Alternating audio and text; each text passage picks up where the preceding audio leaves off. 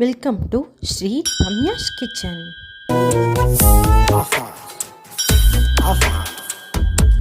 இந்த வீடியோ பிடிச்சிருந்தா லைக் பண்ணுங்க, கமெண்ட் பண்ணுங்க, ஷேர் பண்ணுங்க.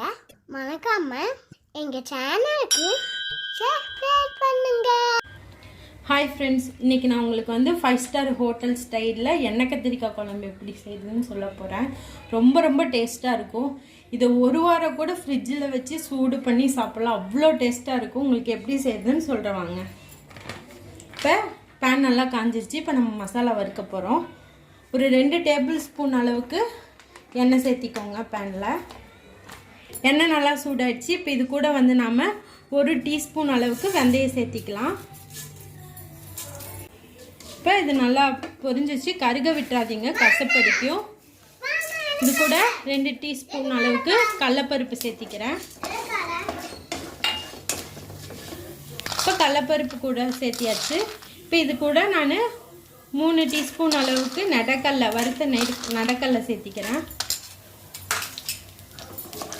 இது நல்லா வறுத்துருவோம்.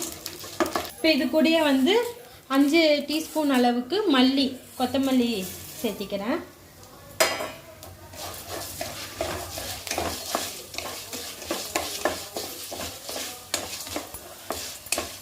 இப்போ இது கூட வந்து வெள்ளை எள்ளு 3 டீஸ்பூன் அளவுக்கு சேர்த்திக்கிறேன்.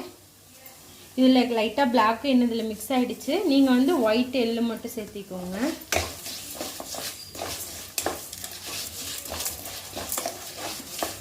இப்போ இதை நல்லா பொரியணும்.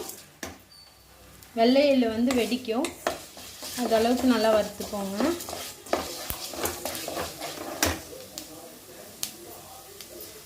இப்போ இந்த ஸ்டவ் ஆஃப் பண்ணிட்டேன். இது கூட 3 டீஸ்பூன் அளவுக்கு துரும்பின தேங்காய் சேர்த்திக்கிறேன்.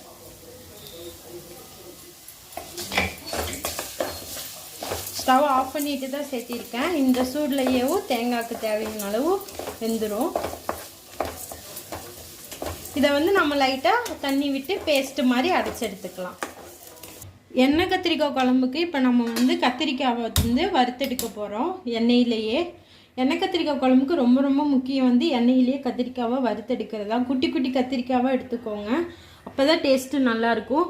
நான் பெரிய சைஸ் கத்திரிக்காய் தான் இருக்குது எடுத்துருக்கேன். நீங்கள் ஆனால் குட்டி கத்திரிக்காய் எடுத்து இந்த மாதிரி கட் பண்ணி வச்சுக்கோங்க, அதுதான் டேஸ்ட் நல்லாயிருக்கும். இப்போ ஒரு 5 டேபிள் ஸ்பூன் அளவுக்கு நான் ஆயில் சேர்த்திக்கிறேன்.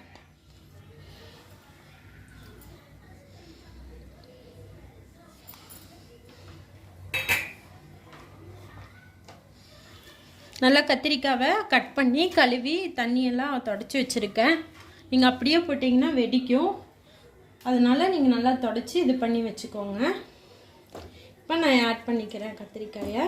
இதில் 50% பக்கம் நல்லா கத்திரிக்காய் வேகிற அளவுக்கு இது பண்ணி வச்சுக்கோங்க. ஏன்னா நம்ம புளி இதெல்லாம் சேர்த்தும் போது கத்திரிக்காய் வந்து வேகாது. நம்ம இப்படி தனியாக பாதி வேக வச்சு எடுத்துட்டோம்னா சீக்கிரமாக வெந்துடும். அதுக்காக பறவைக்காடு கத்திரிக்காய் நல்லா வந்துருச்சு. இப்போ நம்ம கத்திரிக்காயை மட்டும் எடுத்து வச்சுக்கலாம். இதே எண்ணெயில் தான் நாம் வெங்காயம் தக்காளியும் போட்டு தாளிக்க போகிறோம். இப்போ நான் இதே ஆயிலில் வந்து 3 வரமிளகாய் சேர்த்திக்கிறேன். நீங்கள் வந்து குண்டு வரமிளகாய் இருந்தால் அதில் 5 சேர்த்திக்கோங்க. நான் இந்த வரமிளகாங்கிறதுனால நான் 3 வரமிளகாய் சேர்த்திக்கிறேன். இப்போ வரமிளகாய் ஹீட் ஆகிடுச்சு. இது கூட வந்து நான் 1 கை அளவுக்கு பூண்டு சேர்த்திக்கிறேன்.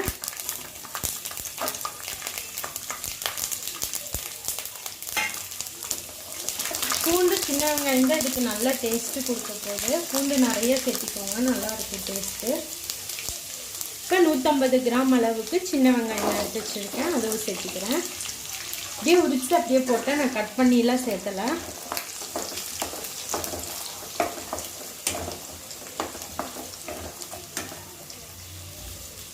இது கூட கருவேப்பிலை சேர்த்திக்கிறேன்.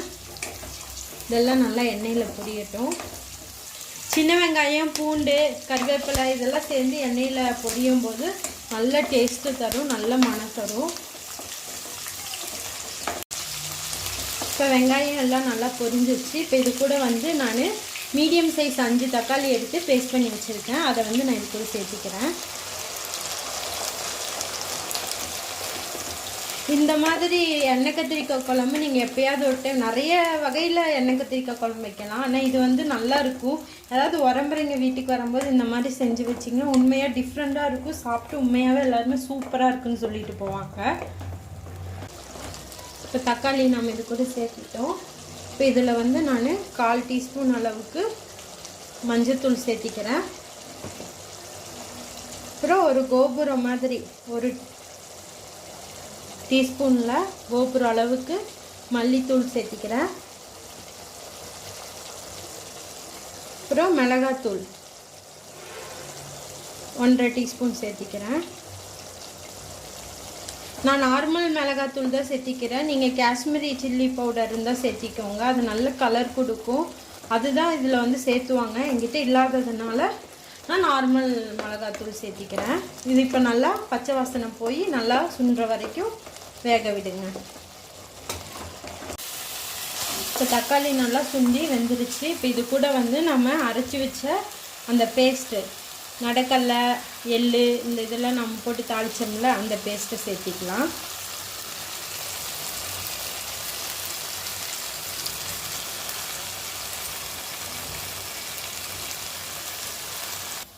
நான் இது கூட கொஞ்சமாக தண்ணி விட்டு கலக்கிக்கிறேன், ஒரு 1/4 டம்ளர் அளவுக்கு. ஏன்னா இந்த பேஸ்ட்டுக்காக ரெண்டும் மிக்ஸ்ட் ஆகிறதுக்கு கெட்டியாக இருக்கிறதுனால. இது நான் முதலே வறுத்து அரைச்சிருக்கிறதுனால நீங்கள் வந்து ரொம்ப நேரம் குக் பண்ண தேவையில்லை. இப்போ 3 நிமிஷம் ஆயிடுச்சு. நான் இப்போ இது கூட வந்து சின்ன சைஸ் எலுமிச்சம்பழம் சைஸுக்கு புளியை கரைச்சி வச்சுருக்கேன். அந்த தண்ணியை நான் இது கூட சேர்த்திக்கிறேன். நல்லா கெட்டியாக கரைச்சி வச்சுருக்கேன். நல்லா கலந்து விட்டுக்கோங்க. இந்த புளி தண்ணி சேர்த்துனனால இப்போ இந்த புளி பச்சை வாசம் போகிறதுக்காக ஒரு 8 நிமிஷம் நல்லா கொதிக்க விட்டுக்கலாம். இப்போ இது கூட வந்து நான் சீக்கிரமாக கெட்டியாகிடும், அதனால் வேகிறதுக்கான அந்த டைம் பத்தாமல் போயிடும். அதனால் இது கூட 2 கிளாஸ் அளவுக்கு தண்ணி சேர்த்திக்கிறேன்.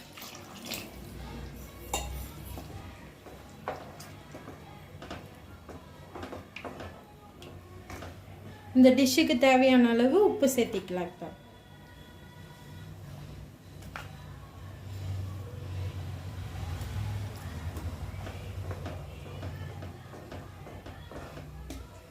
இப்போ நான் இது கூட வந்து இந்த சைஸில் வெல்லத்தை சேர்த்த போகிறேன். இதுக்குள்ளே இது கொதிக்கும் போது இதுவும் கரைஞ்சிரும்.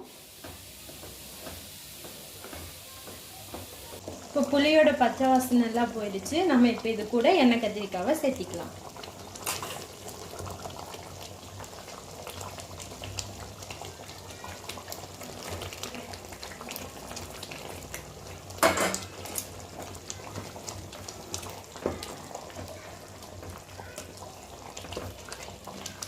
மீடியம் ஃப்ளேமில் வச்சு ஒரு 5 நிமிஷம் வரைக்கும் இப்படியே குக் பண்ண விடுங்க. இப்போ நான் இது கூட வந்து ஒரு டீஸ்பூன் அளவுக்கு பெருங்காயத்தூள் சேர்த்திக்கிறேன். நல்லா கலந்து விட்டுக்கோங்க. இப்போ ஒரு 5 நிமிஷம் அப்படியே சிம்மில் வச்சு கொதிக்க விடுங்க.